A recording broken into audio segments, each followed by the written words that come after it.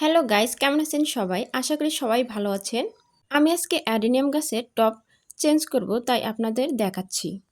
আমার অ্যাডেনিয়াম গাছটা অনেক সুন্দরভাবে বেড়ে উঠেছে। আগের যে টবে এই গাছটি ছিল তা অনেক ছোট ছিল, তাই আমি এটি পরিবর্তন করে দিয়েছি। এই যে দেখুন, এই প্লাস্টিকের টবে অ্যাডেনিয়াম গাছটি ছিল, তাই আমি এটিকে মাটির টবে দিয়েছি। এর ফলে এর গ্রোথ অনেক ভালো হবে। এই গাছগুলো সাধারণত মাটির টবেই লাগানো হয়। এই গাছটি লাগাতে গাছটির গোড়ায় আমি মাটি ও বালু দিয়েছি। এছাড়াও কিছু সার ব্যবহার করেছি, সেগুলো হচ্ছে গোবর সার, ডিমের খোসা গুঁড়ো করে দিয়েছি, চা পাতি শুকিয়ে দিয়েছি। এছাড়াও এতে আমি সরিষা খোলও দিয়েছি।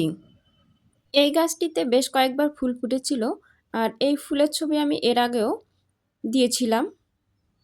গাছের নিচ থেকে আরও কিছু কুশি বের হচ্ছে। এই গাছটি আমি বনসাই করব, তাই এর অনেক বেশি যত্ন করতে হবে আমাকে। শীতকালে এই গাছের পাতা ঝরে যায়, আবার শীতের শেষে আবারও দেখুন পাতাগুলো কত সুন্দরভাবে হয়েছে।